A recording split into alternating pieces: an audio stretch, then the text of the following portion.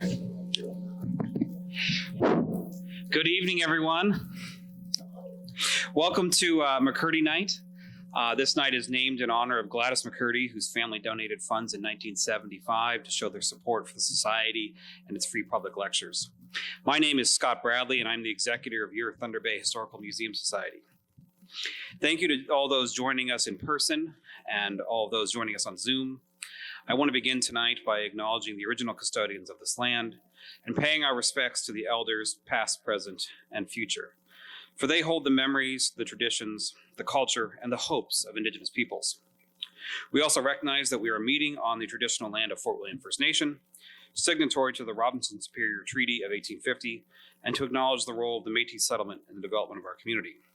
A bit of housekeeping: if you're new here, there is a restroom on this level just on the right-hand side of the hallway going out to the elevator. If that is occupied, there's another set of restrooms down on our second floor. There is a fire exit out the hallway to the left here.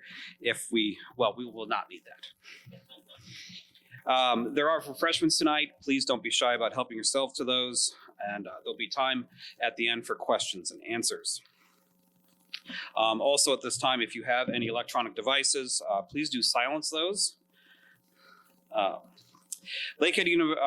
Tonight's lecture is sponsored by Lakehead University's Department of History, and I would like to recognize some distinguished attendees to tonight's lecture. Please stand, give a wave or a woo, and I'm sorry if I miss anyone or butcher some names.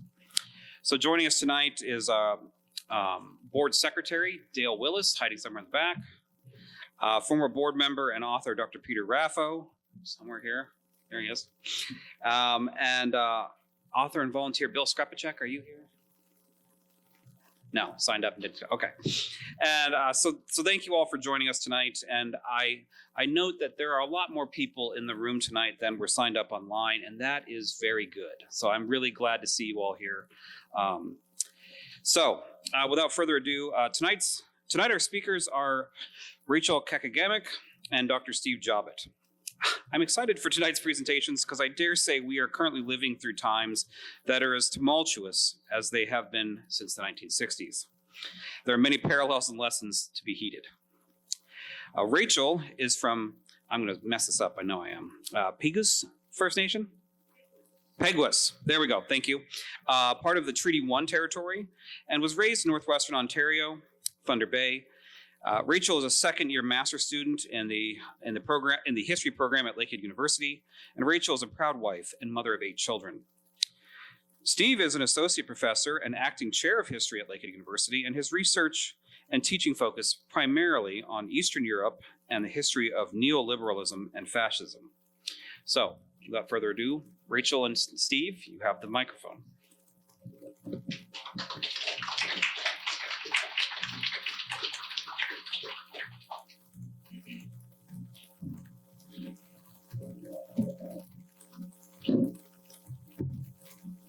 Notes from here. Just bear with me for 1 second. I could have opened this before I walked up here, but why would I do that? All right. So, our presentation today is called Revolt at the Lakehead. So we're looking at some of the stories of resistance and dissent during the long 1968.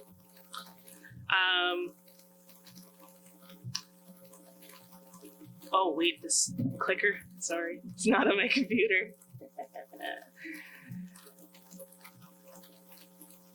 Where'd the clicker go? Where do I point it? Is it the arrow?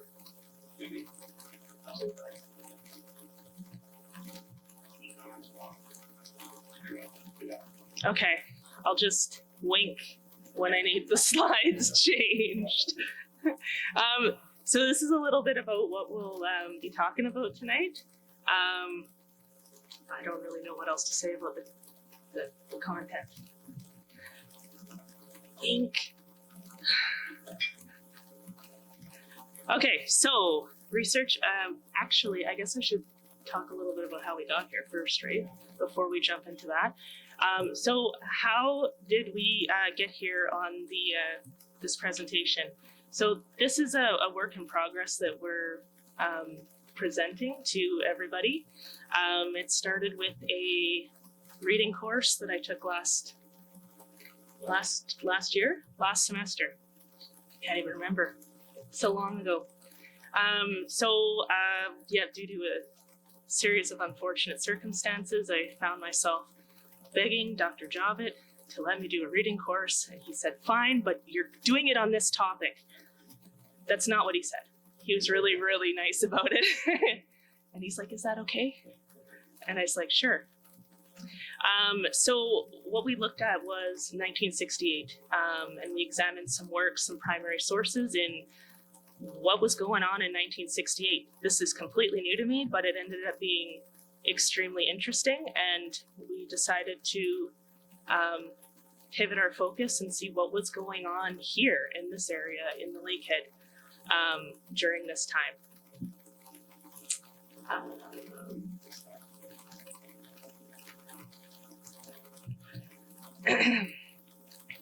What did you do to my PowerPoint? Just kidding. Look at that terrible formatting. That's his fault.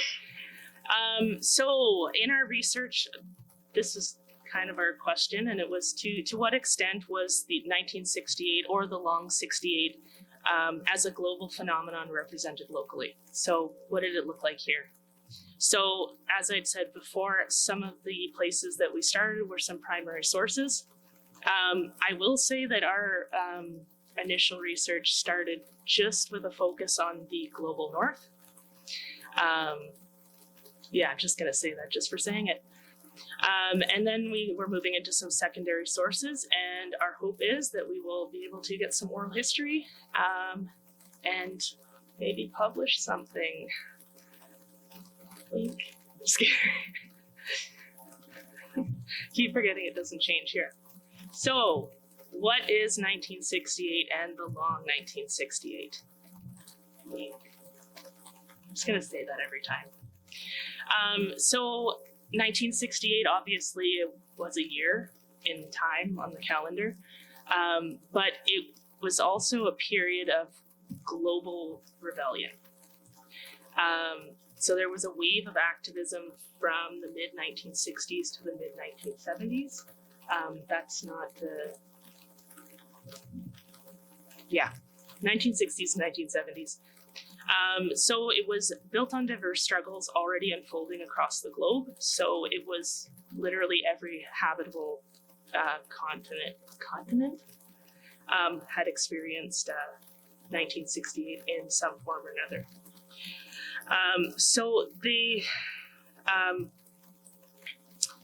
So some countries didn't really get a 1968 necessarily right in 1968. Which brings us to the long 1968. So the events did not happen simultaneously. They didn't start on January 1st, 1968 and end on December 31st of 1968. So one of the authors that we looked at very closely in my course last semester was, I'm going to slaughter these guys' names like they slaughtered the name of my community. Just kidding. Maybe a bad joke. So anyways, the book was literally called 1968. If you want the authors, come find me later. You can read it. But they had described the long 1968 as a synecdoche. That's a new word I'm adding to my vocabulary. Did I break it down to sound it out in here? No, I didn't. So what that means is it is a part representing the whole. So they describe the long 68 as a period of contestation that stretched from the mid-1960s to the mid-1970s, sometimes longer, sometimes not. But generally 1968 would be situated in the center. I wasn't ready. Did I wink? Just kidding. This guy. So what was unique about 1968 was that it was global. So I know some of you are probably thinking, but what about 1848? That's a great question, but it's not the same. because in 1848 was confined to Europe. So this was global. And people were seemingly rebelling against a lot of different issues at that time. Okay, pink. So this is your part, right? Okay, I'm gonna switch. Yeah, you can flip it forward one more too. Okay, so let's talk about the global context. And actually, Peter, when you walked in, what did you say to me? Is in retrospect, at the Lakehead, it wasn't so much of a revolt. Yeah. Sorry, revolt is a bit of an exaggeration, and maybe right. That's one of the main questions that we have: is to what extent was 1968 as a global phenomenon and a very multifaceted phenomenon. To what extent was that reflected here at the Lakehead? It's more of a question than it is a statement, right? So I think there is what we found and what we're finding is that there certainly was a radical spirit that infused local movements, that gave rise to local movements and infused local politics, right? It wasn't everyone, as globally, it was a very small percentage of people who are actually involved in this, but in absolute numbers across the country, in terms of like the number of movements that emerge, whether they were long-standing or they fizzled out pretty quickly, they were widespread and did have quite an impact. But we could speak of that anyway, even if it wasn't actual revolution. So when we talk about the global context, and as Rachel's already said, so there were various forms of protests on every habitable continent in the world. We don't look at it, well, we could talk about it a bit today too, because it does play out here in some of the literature that we've come across already in our research on what's happening at the Lakehead. But there's it really is a global moment, and a lot of the movements in the global north are inspired by decolonization or anti-colonization movements, independent movements in the global south, in Africa, Asia, and Latin America. And there's that awareness, there's a global awareness of this. So anyway, it's a truly global phenomenon. The ideas that develop in one country could easily be picked up in another country. So it was a transnational movement as well, and ideas traveled very well across borders. And what's interesting here is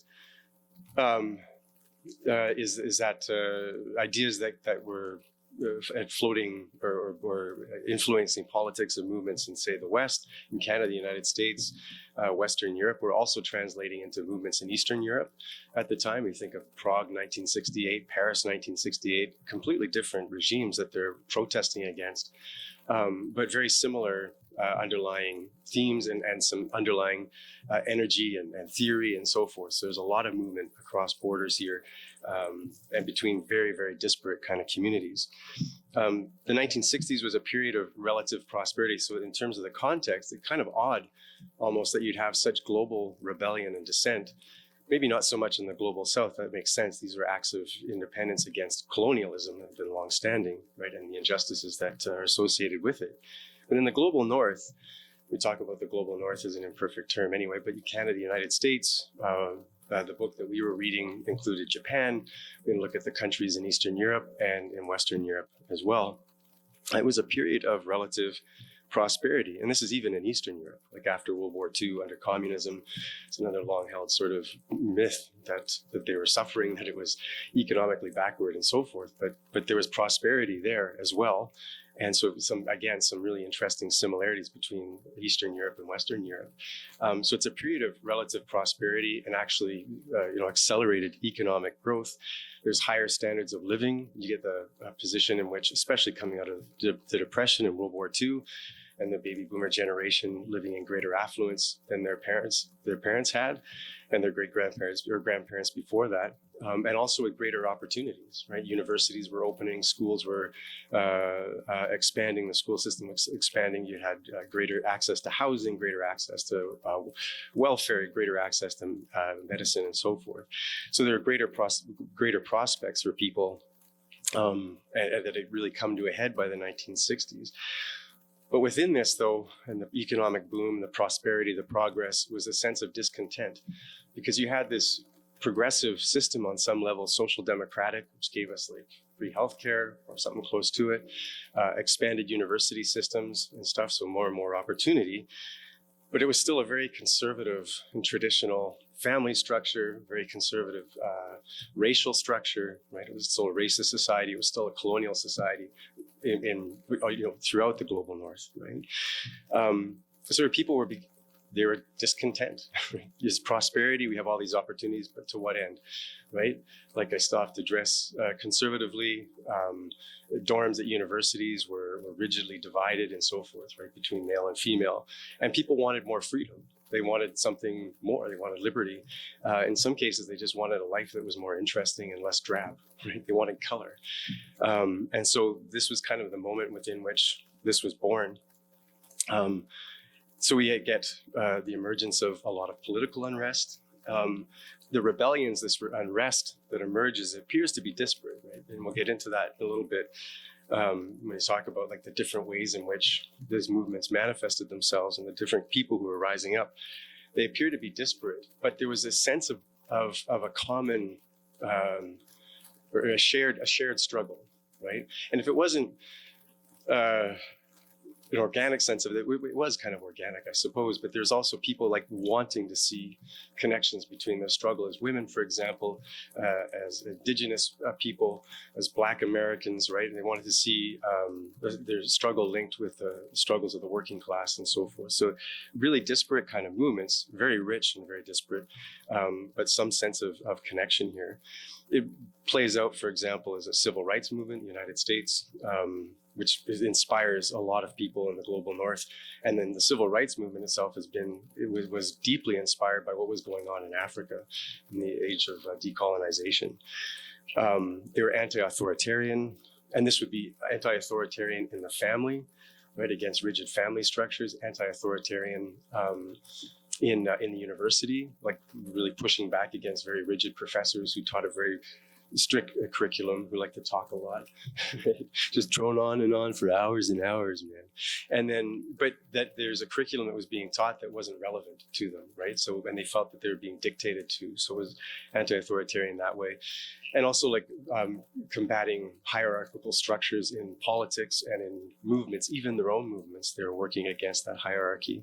They were anti-war, anti-racism, for social liberation, and they, of course, dabbled in the counterculture. The counterculture was a really big part of this, right? So it plays out as a cultural movement as well.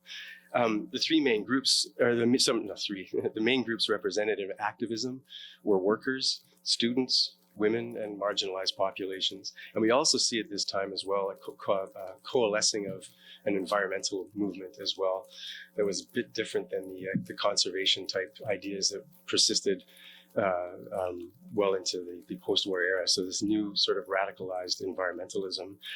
So what made the long 1968 novel? Well, first, as I mentioned, it was the truly global dimensions of it.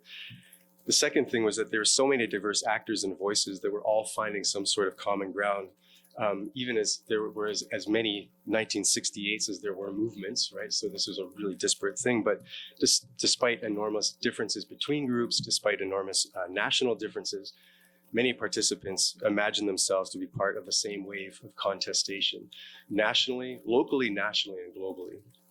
And that's actually what we're seeing in the stuff that we're looking at here at the Lakehead, right? Which is very interesting to me. So you get the local, the national, or in our case, the local, the regional, the national, and the international. Another thing that made the revolutions or the long 1968 novel, even if it wasn't outright revolution, was that the struggles of the 1960s and the 1970s, so the long 1968, made visible oppressions that were often ignored by the organized left in other countries, or many countries. So they brought to the fore and this is where the left had sort of fallen flat in their places. They're looking at racism, sexism, homophobia, pollution, right, environmental questions. These were new on the left. Activists, especially those in women's and gay liberation movements, showed how oppression could exist in a variety of overlooked spaces, like the kitchen, the bedroom, or the doctor's office. and indeed within the political organizations, the very movements themselves.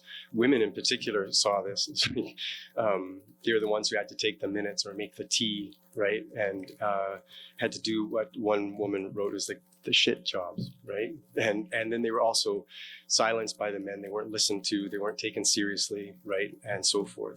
And so they brought this, it brought this to light very interestingly. Many women or many activists, especially the women's lib movement, started organizing in new and innovative ways that were more inclusive, more flexible, dynamic, as well as non-hierarchical and community-based. So we see new forms of activism and new forms of organizing and mobilizing people, which I guess set a precedent for other organizations, other groups, and then we can see that legacy even today. Also at this time, the old left, I kind of alluded to this, is replaced by, or starts to be replaced or reinvigorated by the emergence of the so-called new left, which re-energized the politics of dissent and which is partially responsible for drawing in such large numbers of activists, again, nationally, globally, and so forth. Yeah, next one, thanks.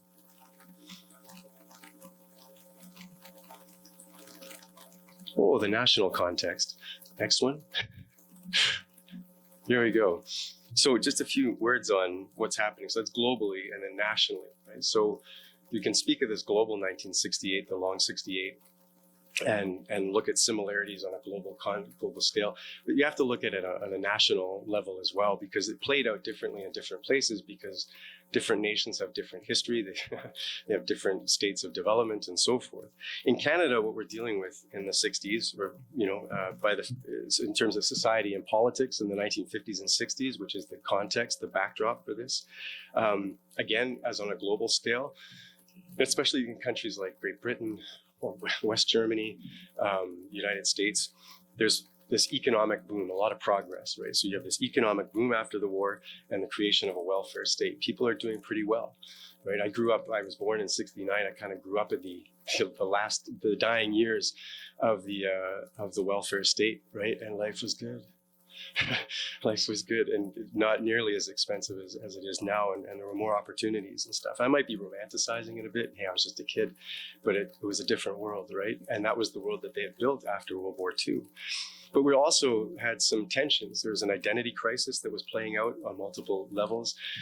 Canada, after World War II, is moving away from Great Britain, right, and moving into the arms of the United States. So there's a realignment with the US, culturally and economically and geopolitically. Of course, you can't speak of what's going on in Canada without talking about Quebec separatism.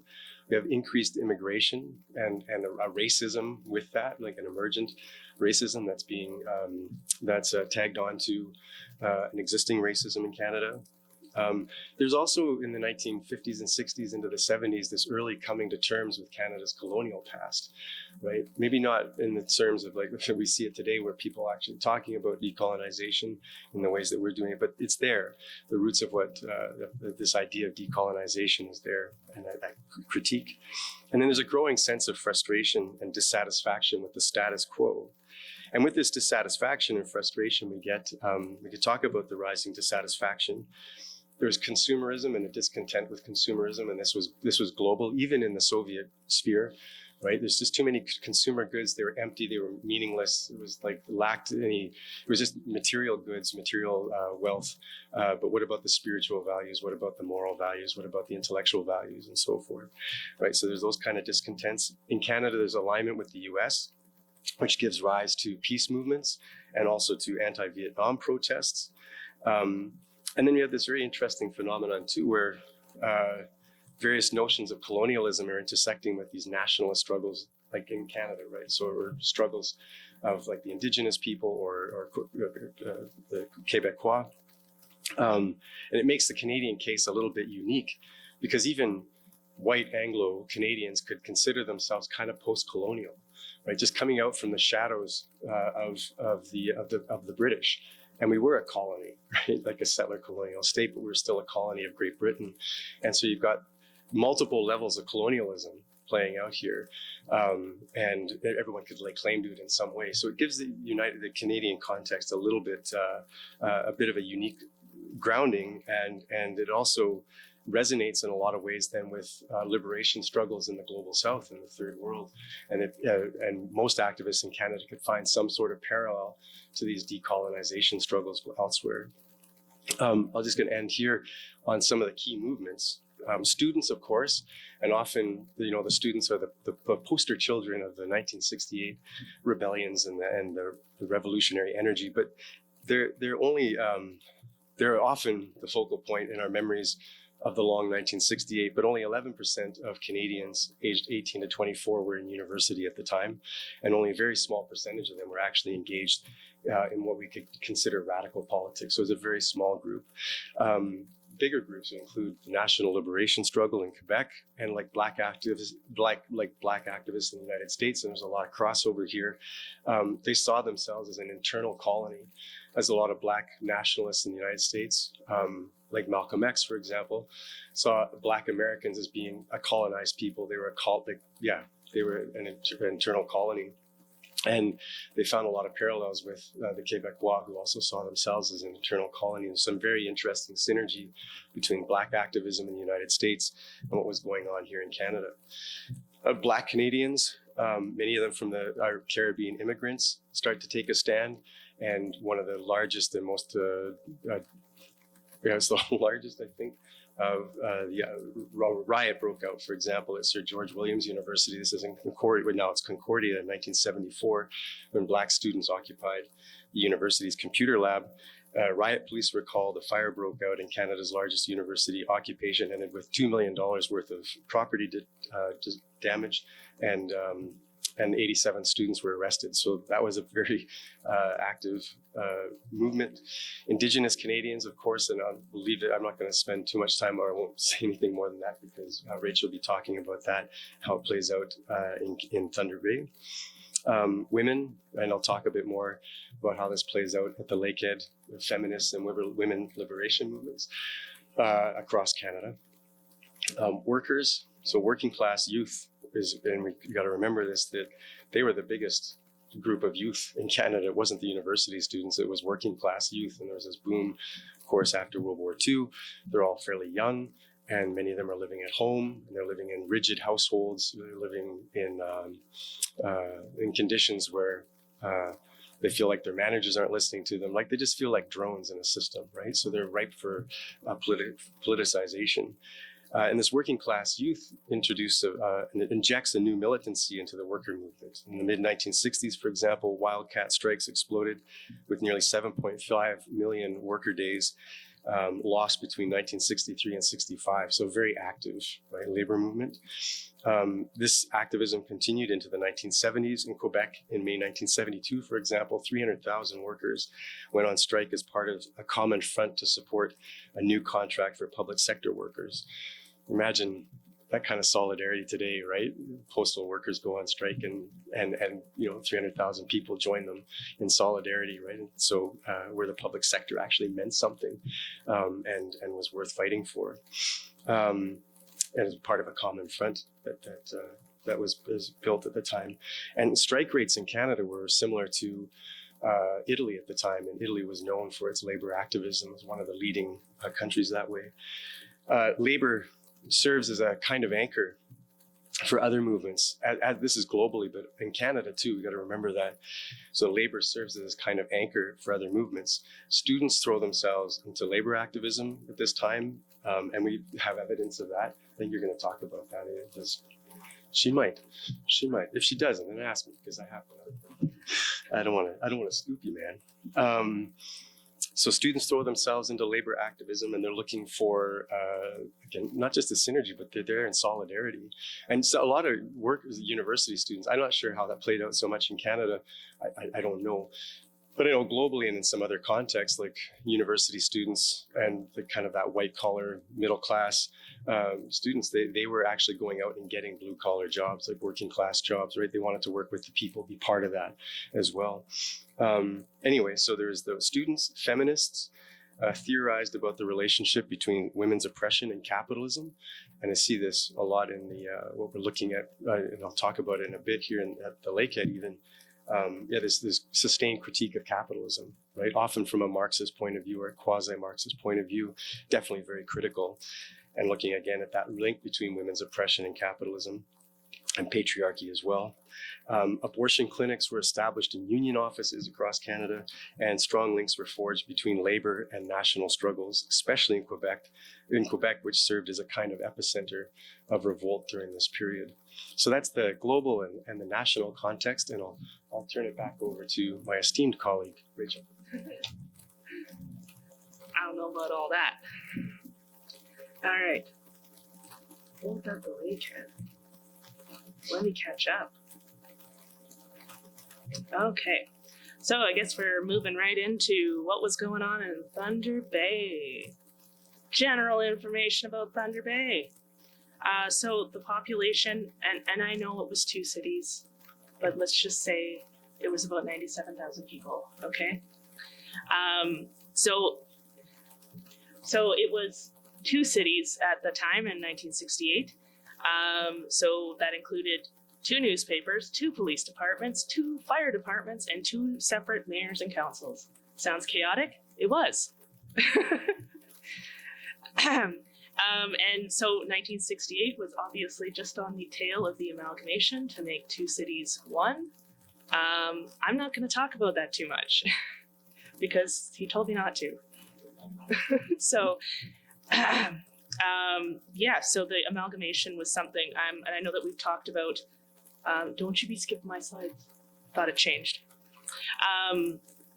that there was a general kind of struggle against authoritarian structures. So a lot of people would have seen the amalgamation as very authoritarian in nature, especially considering that the government kind of came in and people were like, no, you can't tell us what to do. Blah. They didn't say that, but that's kind of just something I wanted to mention about that. So aside from the tensions arising from the impending amalgamation of the Twin Cities, there was some pretty active movements involving students, women, and Indigenous people. That's not exhaustive. I'm not saying there wasn't other movements. There was also a very robust gay movement happening at the time in Thunder Bay around that time. There's lots of things going on, but these are kind of the most prominent ones that I have seen. I think that's it. Yes, go ahead and switch it. And I'm going right into the Indigenous movements. So, as we know, the neighbor, we all heard the land acknowledgement. Fort William First Nation Robinson Superior Treaty is right outside. So there was this is interesting anyways. So the 1969 white paper was something that had come up right around this time. If you don't know what that was, it was a piece of legislation that was introduced by Trudeau, not this Trudeau, the other Trudeau, the better Trudeau? I don't know. And part of that legislation included abolishing the Indian Act. So from some previous research I've done and statements coming from the Assembly of First Nations, if you don't know what that is, that's the Indigenous government body, national, that was all in the wrong order, I'm sorry, national Indigenous political body that is in Canada. They had actually regarded the white paper as, let me back up a second. Indigenous rights, status, and treaties are considered sacred. So there is a large population of the Indigenous community that would much rather die than give up those inherent rights. Those are considered sacred, they're important, which is why the white paper being introduced in 1969 is kind of a big deal in this context. Sorry if I'm talking too fast, just tell me, Rachel, calm down. So another thing I put up there was land back. And one thing I found very interesting is that if you Google land back movement, it's gonna say it started in the 2010s. That's a new movement. It's actually not. Indigenous peoples, communities have been fighting to have their land back forever. So one of the examples that I put up here on the slides was an Anishinaabe Park occupation in Kenora. This was in 1974, so it's the long 68.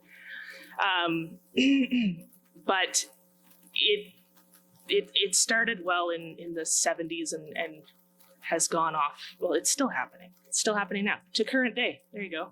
History. So Red Power and the American Indian movement would have been a really big inspiration for the Indigenous movements in Canada and in this area. And they would have started up around 1960, or they would have started in 1968 in Minneapolis, which is really, really close. So kind of tracks. Did I want to say anything else? The white paper? Hold on.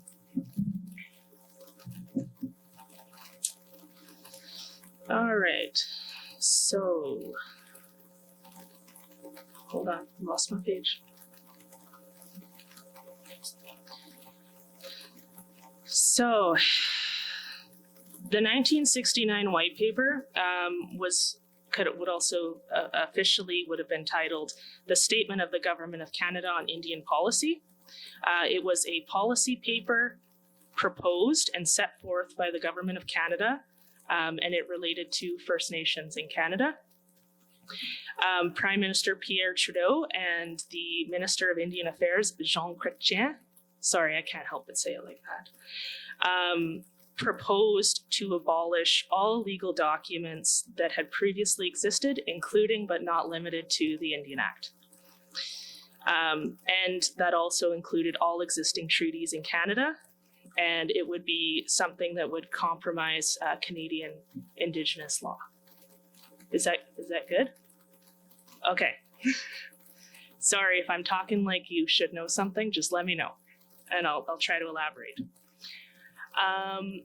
So from this, and with the white paper kind of looming and, potentially going to be passed as legislation, there was also some growing tensions with racism. So one thing that I also found that I wanted to share a little bit about was there was publications that came out in this area that were very derogatory and very racist in nature. One of those things would have been a document called Bended Elbow. So Bended Elbow it also came, there's a lot going on in Kenora about this time, about 75, 76. And, a lot of people would consider that racist literature, I suppose. And yeah, again, if you want more information on that, I'm sure I could track it down. It is very hard to find in print, but it's at the library. So I found that out. So as a response to that, there were individuals, actually there was one individual in Thunder Bay that did a counter publication called Broken Spirit. And within Broken Spirit was an entire section called Bended Knees, which critiqued it, which talked about how it was wrong and really how moving forward as a part of Canadian society would look like, basically. So that was by a local author, Indigenous author that's part of Fort William First Nation. His name is Leonard Dick. I don't know if you've heard of him. He's cool. And I think that's about all that I have to say about that. So I'm going to pass it off to this guy again.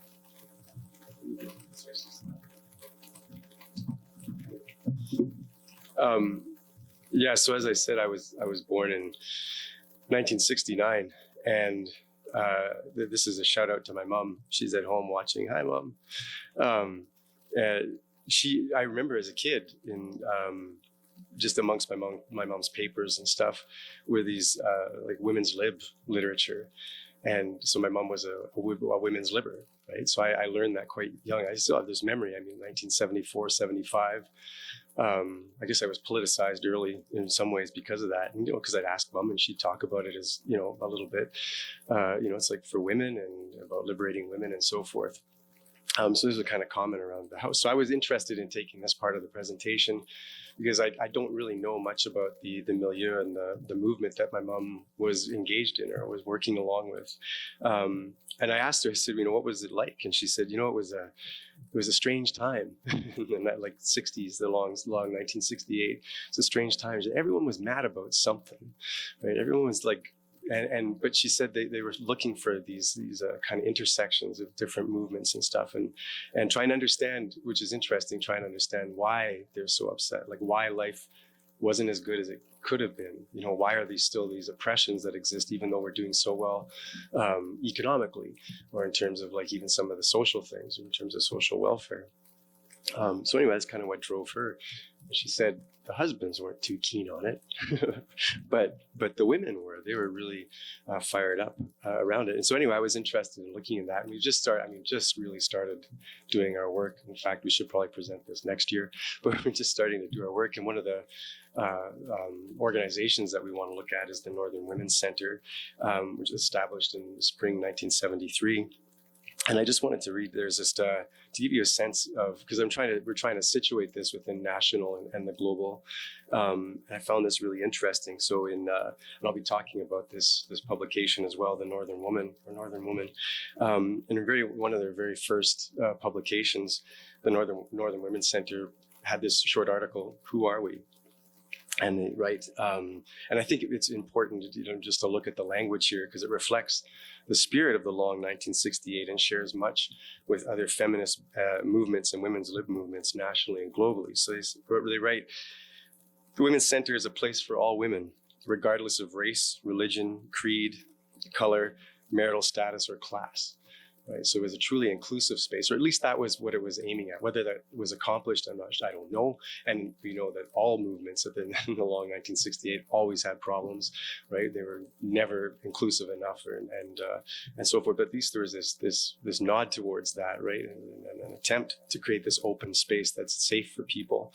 And in this is very similar to what groups on the national level are thinking and doing, right? To trying to be open to race, religion, creed, color, marital status, and class as well. So a very class conscious kind of movement, or at least the people who are writing this were conscious of class or wanted to be conscious of class.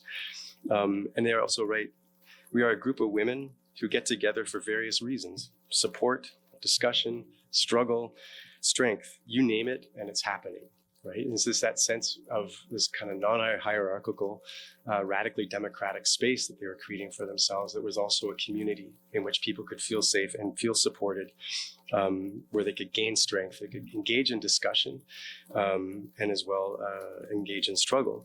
In terms of engaging in discussion, a lot of that was around like educating themselves. So there's one article or one issue of the Northern Woman, where they realize that they have a critique of some feminist organizations in Canada that were focused only on women, right? And it was middle class white women, and that was the struggle. And they said, well, it's not truly a movement of the people if it doesn't intersect also with class, right? And we could also say color and so forth. But in this case, the problem was intersecting with class, and the experiences and the complaints or the issues of a white middle class woman, right, and an educated woman is not going to be the same as a woman from the working class. So well, what do we need to do? Well, we need to read up on socialism. We need to teach ourselves, and so a little bit more, because they saw that would be a place of profitable intersection was with the socialist movement. And so they organized reading circles, and every week someone would lead a discussion of a few readings. And so it was about educating themselves around these kinds of issues. And they continue. So because of the way things are structured, what gets done and how we go about it are decided in a democratic manner by the group as a whole. No formal structure, no executive, only a free and informal exchange of ideas. Now, I'm not sure what happened, if it maintained, what was that way for the entire existence of the Northern Women's Center, but at the beginning, that was the inspiration for it. Those were the mobilizing ideas, and in that way, they're not just like most other women's movements, again, nationally and globally, but other movements, the workers' movement, students, and so forth, was an attempt to be radically democratic. In many cases, that fell apart very quickly, and they would return to old hierarchical type structures. But at the beginning, that was the intent, and that was certainly, I think, very sincere, regardless of what might have happened. And yeah, so that's just thought I'd go with that a little bit, and we're looking into that a bit more to see where they intersect. The other thing we're looking at is, and we just started looking at it, is the Northern Woman, or Northern Woman, was published in Thunder Bay, and yeah, so the Northern Woman began in 1973, and they published all the way up until the end of 1995. Which is pretty remarkable. It's one of the longest, or was one of the longest running feminist periodicals in North America, and had subscribers internationally, that people would subscribe and they get this mailed out from Thunder Bay, and they would have access to it.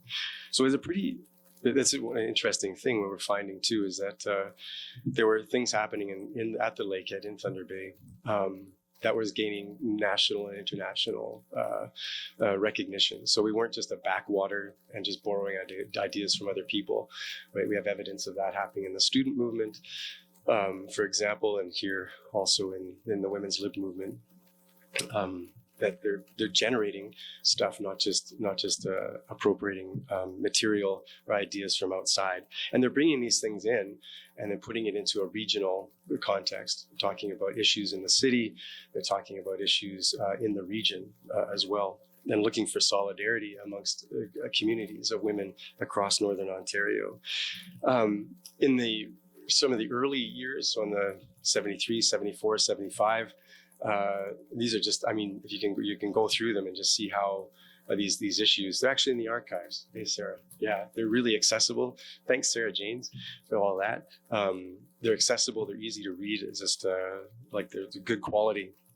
And you can see that these are just some of the issues they're dealing with, like women's rights, the status of women, sexism and discrimination, working women. And working women, they're talking about just in general, right? The problem of women and work, and women are out working, but they come home and they've got the second shift, right? They've got to do raising the kids, or the expectation for most women, raise the kids, take care of the house. They've basically got 2 full-time jobs, right? And so they're talking about that in general terms, but also how that plays out locally. What does that look like locally for people here, and their lives? Issues of divorce. And other marital issues, sexual violence, abortion rights, housing, and poor housing, for example, or inaffordable housing. So that was for affordable housing was an issue, and they covered that quite extensively. Food insecurity, poverty, disability justice.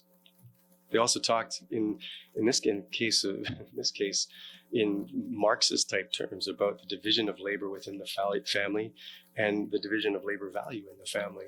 Right? So they're having these very elevated discussions about that, or theoretically informed. Caregiver work and sexism, so how a lot of caregiving work would fall on women predominantly. And again, they're looking at how does that play out locally, right? Or regionally, what does that look like? We have different challenges here than they do in Toronto, or they do, in Paris, or whatever it might be, even though we're part of this bigger struggle, right? So they're looking at how, and they're educating themselves too, or at least generating some sort of greater awareness. Well, how is this playing out on a global scale? How is this playing out on a global level? And then how does it look like here? And what can we learn from global struggles, right?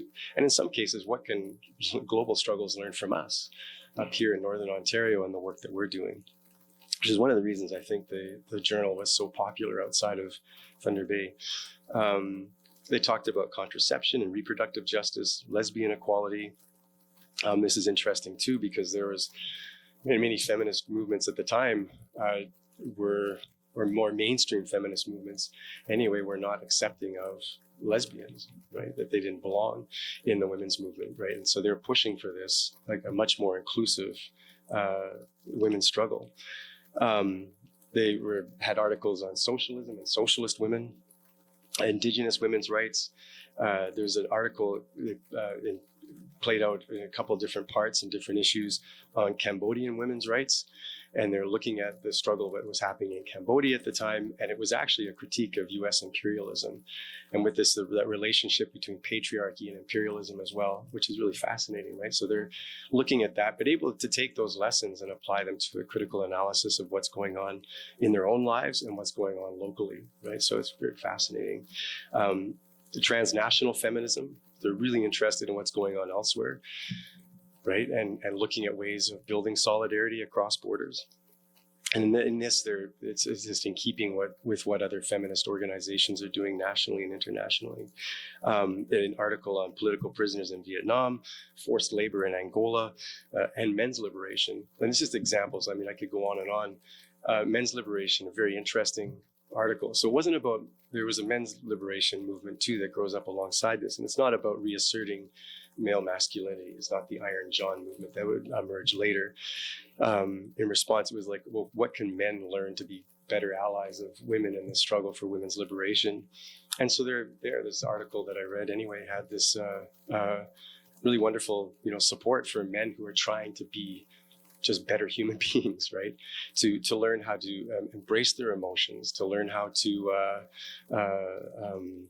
think critically of the patriarchy that imprisons them as much as it imprisons women, right? So very interesting stuff, and all produced locally. And some of it was articles that they would take and just reprint, and a lot of it was actually essays, articles, editorials, some of them very short, that were produced locally by this collective of women. I'll just go one more slide.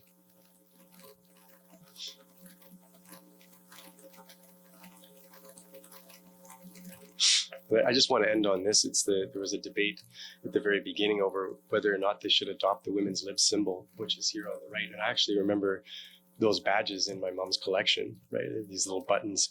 And now I better understand what that's all about. And I'll just read these two quotes because I think it's a really wonderful way of illustrating the kind of thinking that was going on here, at least in the long 1968. It says, a number of women in the newsletter committee felt that the symbol of women struggling for their liberation, for a heightening of their awareness in society would be appropriate. Because I think that was a debate. Would it be appropriate to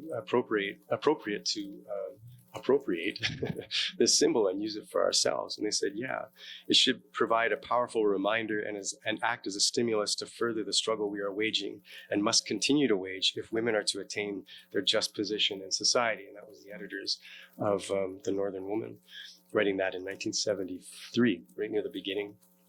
And here's another one from a very early issue.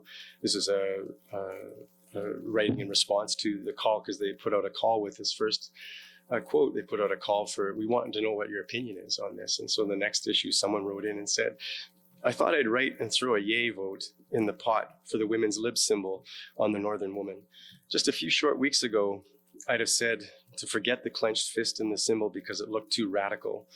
I figured that it might scare off a few women, including myself. I thought a middle of the road attitude might be best.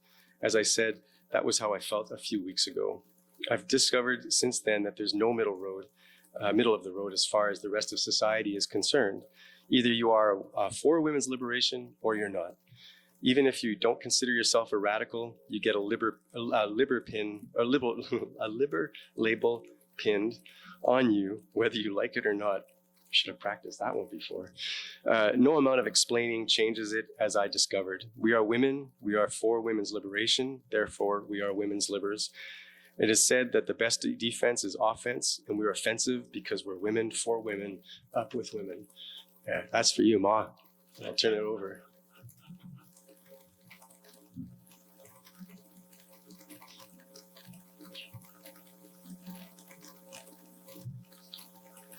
All right, so this is a little bit about the student movement and what was actually happening at Lakehead University. And I do have to say a thank you to our informant, Dennis. I don't know if he's here, but if he is, thank you. If he's watching, thank you. So yeah, we got reached out to prior to the presentation, and it was actually very useful because it put a lot of pieces together that we had. So students at Lakehead were very active during the 1960s, I think, from what I've read. wasn't there. So many students, as they were getting into to Lakehead and figuring out their place, became interested in world affairs, social issues, and political matters. They had a lot of visits and outreach from some, I would say, fairly radical. I don't know about Jean Fonda, she's not that radical, but someone who was quite as far as anti-war, an activist. She actually visited Lakehead and presented to students. Something I found very interesting is that Mike and Sue Klonsky, I don't know if I'm saying their name completely correct, from the SDS, or the Students for a Democratic Society in the States, had actually come up to visit and give a presentation to share ideas and help with that mobilization of student activism that was happening down there, and just learn from one another, which I thought was really awesome because they did some wild stuff. So Lakehead also hosted the 1969 National Convention. Students at one point had shut down the Canada-US border. And I think that was over nuclear weapons. So in protest, they'd actually... There we go. Students were able to students attended the Cuss. You can explain Cuss. Yeah, so the national referendum. They had a draft dodgers working group, which was, I thought that was pretty cool. So for draft dodgers, or this is the problem with not having notes, anyways, draft dodgers working group. And the Argus, I do want to spend a little bit of time talking about the Argus. So the Argus was at that time run by the Alma Mater Society, or the AMS, and was actually had national recognition. If you've opened an Argus today, you wouldn't know that. That's my opinion. It's just my opinion. But there was a lot of stuff going on in the Argus. It was actually quite a surprise to see all of the issues, and that point that was made about kind of that transnational learning from one another and taking inspiration from other movements internationally. It was very evident when you look through the Argus and the pages. They reference things going on in Paris, the student movements all over the place. And they did talk quite a bit about anti-war and just the state of the war, global affairs. It's much different than it is today. I will say that. So we found a lot of good stuff in the Argus. And students really ignited a lot of lateral movement. Sorry, it's my bedtime, guys. So there was a conference set up in support, a Red Power conference in 1968. I don't know too much about it, so don't ask me questions. But that was done in support of the Indigenous movement. Students went to Winnipeg to join the labor strike. There was a lot of students branching out and going and joining in other movements and giving assistance to other movements. So it was really they were powerful allies to other movements. I think that's all I got to say. Starting to stutter. We forgot to put a conclusion slide. Oh, so that's it. We just gotta tie it all up right now. Let's go. Oh, there you go. Leave. Just kidding. Just kidding. Well, I think again, we're just muddling our way through the research now, and so this is very much the beginning of the project. For myself, and Rachel's right, yeah, I kind of forced her to do the topic last semester on 1968 because I've always been interested, something I'd always wanted to really look at more deeply and build a course out of. So the work that we did together last semester in that reading course is now the basis for a third-year course that I'll be offering next year. So thank you for that. And then the work we're doing right now, we're hoping that it might become a nice article for a local publication like History or Papers and Records. But we still have a long way to go. And we're interested in doing some oral history. So if you know of anyone, or if you yourself were a radical, or you're upset with radicals back in the 60s, then let us know. We'd love to talk to you. And that's it. Thanks.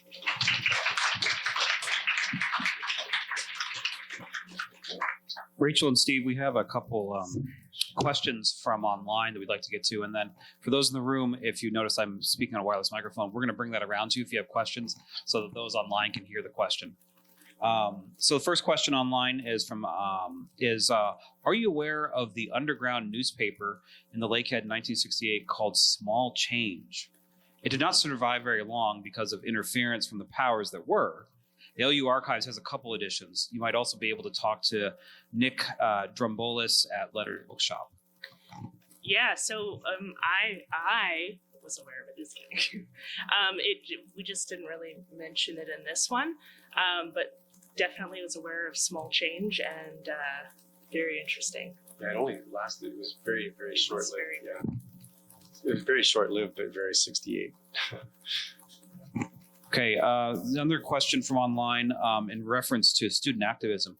Did you come across any info on Damn the Dams movement and the occupation of the president's office, perhaps early 70s? I mean, I occupied the president's office, but that was not in the 70s. just saying. I know that there was occupations, and I don't think we've had time to really delve into that too much yet. But I know that there was, as Dennis put it, an occupation or two, maybe a shutdown. So one last comment from online. The comment is, talk to Steve Mantis. He was a draft dodger. He was? I know Steve. Okay, we will talk to him then. Just kidding.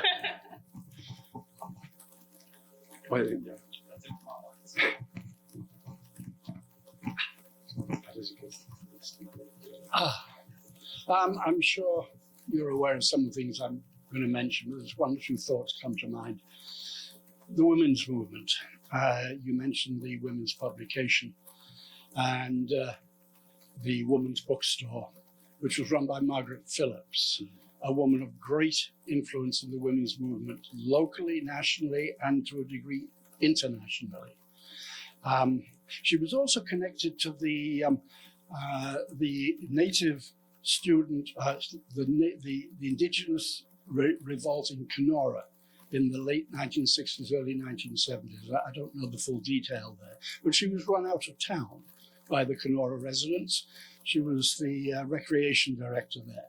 And so she came to Thunder Bay and then led the Lakehead Social Planning Council, and her research notes and her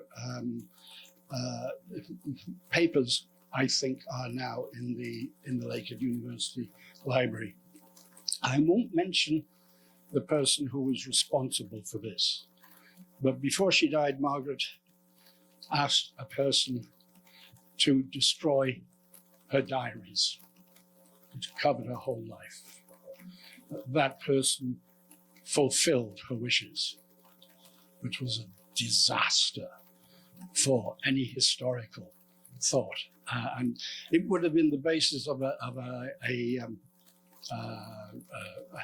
book, an article. And anyway, Margaret, who was a fellow of the university in her later days, is well worth investigating. She was a powerful figure in the community. Well, I've said enough. Yeah, powerful and really important, as you said, Peter. Yeah, we're looking into that for sure. And this goes out to all of you. Don't throw anything out. No. Well, Sarah will tell you what to throw out, but as historians, we love that kind of stuff. So, sure. It's Paul Filton, a former student from 70 to 73. Somebody mentioned the water, the Dams campaign. It was one of the writers of the water plot, but that really got going. Dick Martin, who was a geology student, and he started a campaign right across the country, and we stopped the diversion of water in the United States. That issue is before us now with Donald Trump, and we better watch for it because it's coming down the line. Just a few other comments. I'd like to thank Dr. Peter Raffel for correcting our papers and teaching us what a sentence is and what a paragraph is. He was very patient with that. And other people, like Owen Marks is here. He kind of got us through finding the odd bursary when we ran out of money. So a handout to him. Just a few other questions. The Royalton in those days was a real hotbed of activity. There were regular Wednesday meetings. They took on all forms, whether it was liberation, Dam the Dams, the Canadian Liberation Movement. There were at least 2 students I knew who were RCMP students who collected files on other students in the university. This was happening right across the country, and we suspect one other American student. In terms of other campaigns that were going on, like I said, there was the strike with, was it Victor Whiteman, the sociology professor? The sit-in, yeah. So the whole place was, I got thrown out because I painted the purple Jesus on the wall. So, but anyway, yeah, it was a real hotbed of activity, and yeah, a lot of us were not there to study. I think we enjoyed going down and stopping traffic at the border more. No, that's like, yeah, we've got well, our other informant, Dennis. He wrote this something very similar, right? That it was a hotbed. There was a lot going on, and it wasn't just a backwater, right? And I don't know if it was your experience too. You weren't just borrowing stuff from elsewhere. You guys are actually creating something, creating a movement, or sustaining one anyway. So it's really fascinating. One comment from online when we were talking about Dam the Dams, my esteemed predecessor, Tori Tronrud, pointed out that there's some information in the Society's archive downstairs on the Dam to Dams movement. I didn't want to come to you, okay, because I was presenting here. I refused. Okay. But we'll come to you after. We don't appreciate that. We'll come after. Actually, we'll go there right after this presentation and start. Downstairs. No, that's great. I'd heard of Dam the Dams, but I didn't know much about it. So it's something worth looking at. We got a question up here. Or sorry, sir.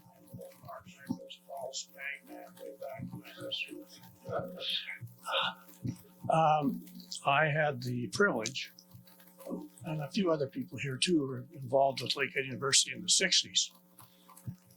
And I just saw this list here, and I found out if you live long enough, you become a historical figure. I'm there, but you're going to do it all in history. You've got 10 years. That's all your brother and sister and people time. Yeah, just other people. But there are people here tonight that have great stories that I can share with you. But I forgot their names, but I did talk with Mike and Sue for about half a day because I was involved with the Argus early on. And they were up from the States, and they were a big deal. You know, we were getting international recognition at Lakehead, and of course the Argus get that all through Canada. What else? The Cuss national referendum. We almost got arrested in a parade down there. We were involved with the Aboriginal community national meeting here in the 60s, I believe it was. I worked with Peter Kelly on that out of Kenora. So it was unbelievable. Kid from Westport, they dropped international drama for 4 or 5 years. It was a wonderful time. Yeah, Scott's there. I can imagine how exciting that was. Was it true also that you had Allen Ginsberg up here, Jane Fonda as well? Yeah, like that's a big deal, right? Yeah. Yeah, there's so many amazing sources for this period, both with people, with the potential for oral histories, for archival collections at Lakehead, at the museum, at other places. And I think probably a lot from this era is yet under-researched and underused. I can think of a number of collections that we've only recently processed that haven't had anyone do any research out of this so far. So please keep going, keep working on this. Well, Peter mentioned Margaret Phillips. Amy did a lot of the processing work on that, so I wanted to give you a shout out as well. And then pivoting to a question, which is, what do you think the lessons of the successes of activism of this period, how can those be implemented today, or what can we take from this period to, bring more positive change into the current time? Be more radical. No, okay, so there's two things, and then I'll let this guy talk too, about lessons. I think one big thing, and it was actually a question that this guy asked me, is, whether or not something is successful. So I think really evaluating what our idea of success is in this sense, because just because a movement, and like we're hearing stories in this room even, and just because a movement, fizzles out or it isn't still here present day, doesn't necessarily mean it's a failure. So even the movements that are relatively short-lived, they're still extremely valuable. And getting back to my not radical enough, the movements in 1968 had an element of radicalization to them that you don't see very much today. This is my opinion. Again, sorry. Of yours. Just kidding. But we see so much today where people have just kind of reserved themselves to their keyboards, or post on social media because they're so bad. Nobody listens to that. Or maybe someone does. I don't know. I don't. But I think, kind of getting back to where, gotta get out there and fight people. Occupy somewhere. I don't know if that's necessarily a lesson, but that's my thoughts on it.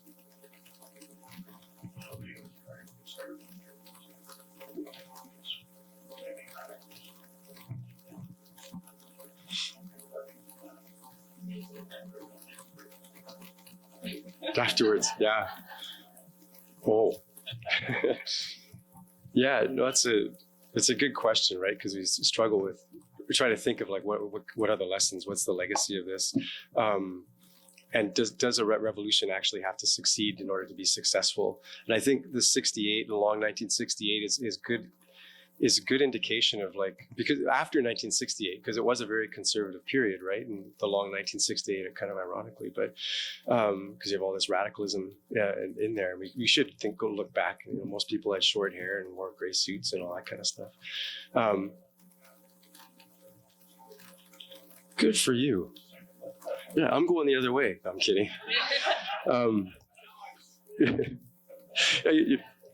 You're a lapsed socialist. That's okay. We can re-energize you. But what was I saying?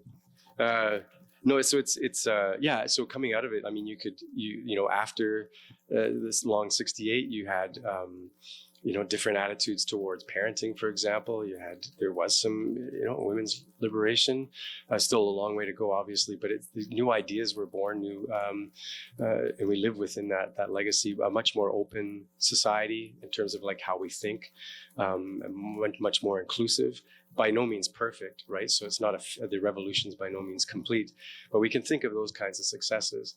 The other thing, though, in terms of, I think that's really important. Like a failed revolution, if it fails to actually create a long-term political change, is not necessarily a failure, right? And I think that's really important to activists today, or people who are mobilizing today, or just people who are even just coming to just becoming politically conscious.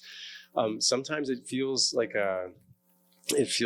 you're just sort of like screaming into the void, right? And that whatever you do today won't have any impact, or it's not important, it's not meaningful because you don't see any change around you.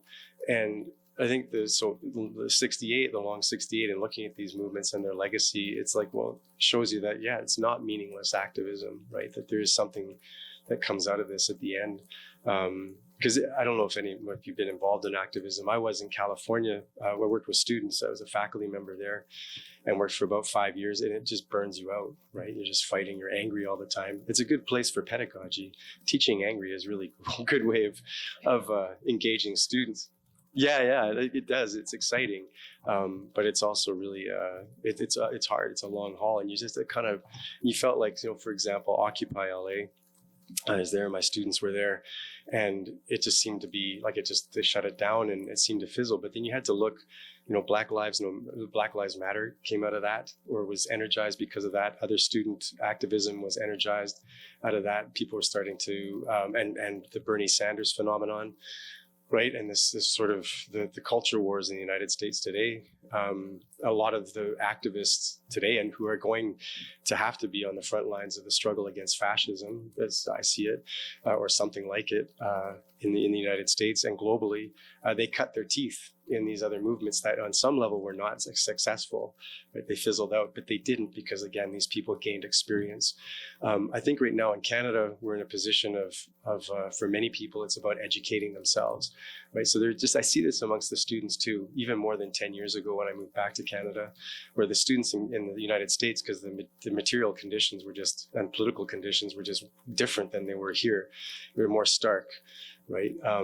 And anyway, so in the last 10 years, I've seen students like really energized. They're thinking, they're asking bigger questions, they're being politicized. And so now that early politicization is, and we can learn from the 68, is the next step is education, right? Then you organize, and then you mobilize, then you go out and man the barricades, kind of thing. So yeah, I think studying 68 is going to be really instructive.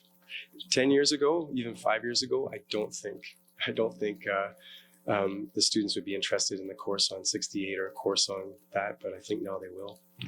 So we've got a couple more comments online, and then I will come around and get the three people making eyeballs at me that want to make a question as well.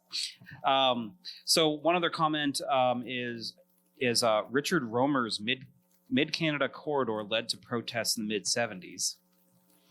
And then the other one is from Dennis Wallace. Hey, it's Dennis. Hey, Dennis. And Hey, hi, Dennis. We just couldn't remember your last name, Dennis. Sorry. yeah, bear with me. I would never connect the Argus directly to the AMS. There were constant debates between the two independent bodies.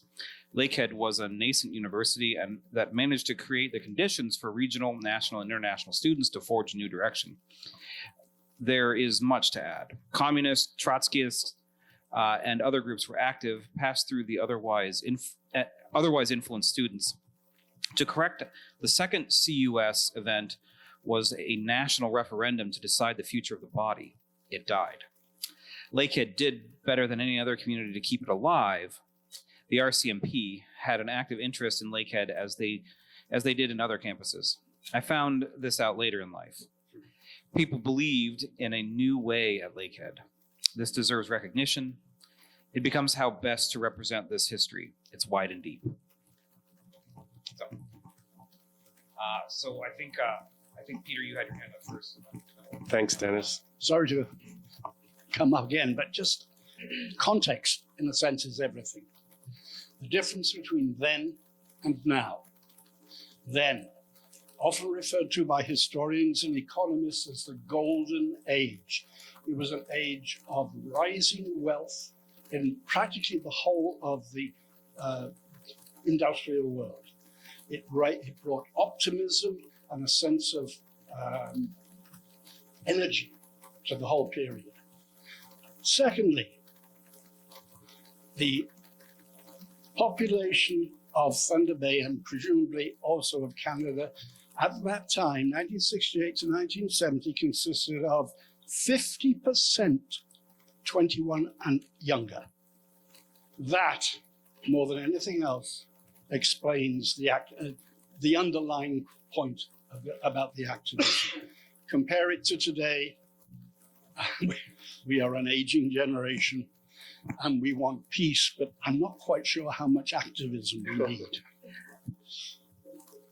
Sorry, Peter, those are really, really great points. And I was going to actually add one thing before is I think the struggle, this is where 68 might not be instructive in the particulars, is because the context is so different. And if anything, what we might want to look to is anti-fascist struggles from earlier, like before 68, for maybe some lessons about, like, if you're against fascism, I guess, because that's more of the moment we're in, right? So actually, as Peter's saying, context is really, really important. It's not the same thing now. I'd argue that Jane Fonda was quite radical and still is. And my experience with Jane, because I had contact with her, I was one of the people who brought her in and we talked at length. The timing, you said also, not many things persist. Here's something that sort of does.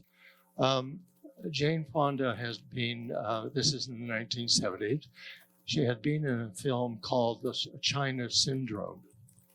That was about a nuclear plant in California that melted down. I would argue that her being at LU at the time when she was had things to do with what happened first in the 1970s and 80s. That was the anti-nuclear waste disposal in Northwestern Ontario, which was one back then. We're in round two now. But her being here influenced people like myself.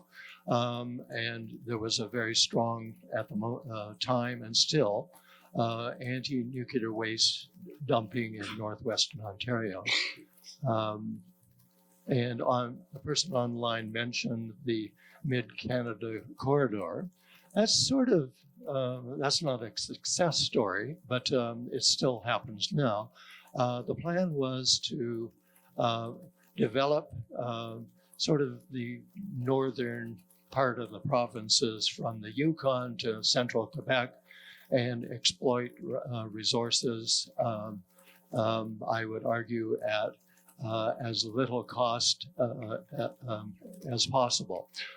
So that still goes on. We have the Ring of Fire, and probably we are better situated because of those kind of experiences with regulation about mining and other developments. I don't think it's, I'm a little concerned about what's happening with the Ford government and resource extraction, but well, that's enough for me. Thanks.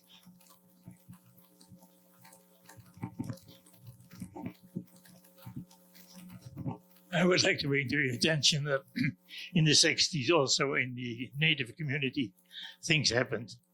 Kakegamic Radio, for example, was established, which is a mobile radio that broadcasted in various communities and traveled around in a van with a transmitter in the back of it, supported by an inflated inner tube, in order to make the thing still go when it comes to the next place. And I think there is also the fact of the Kakegamic News, a paper that was produced here, and which eventually became Avate. I think there was an enormous amount of development here in the Native communities that needs to be recognized.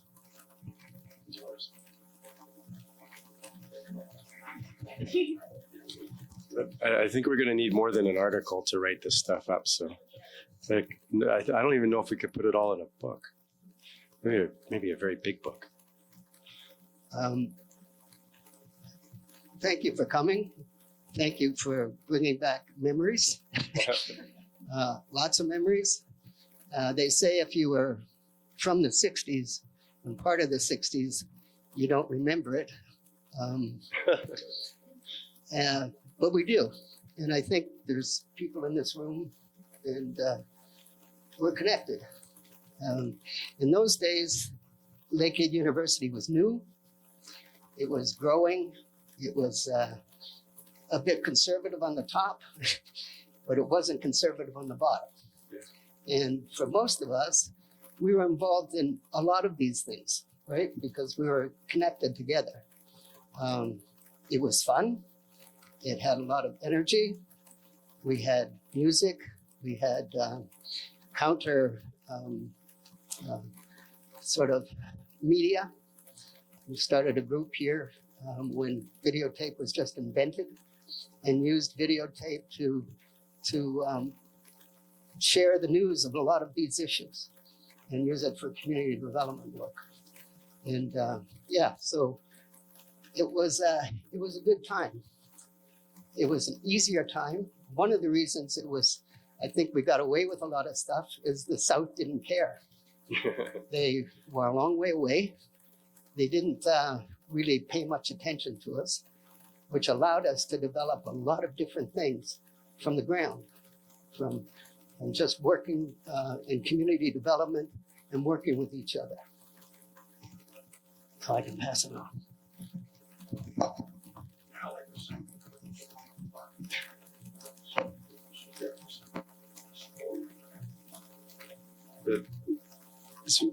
Yeah, as we say, revolution is a festival, right?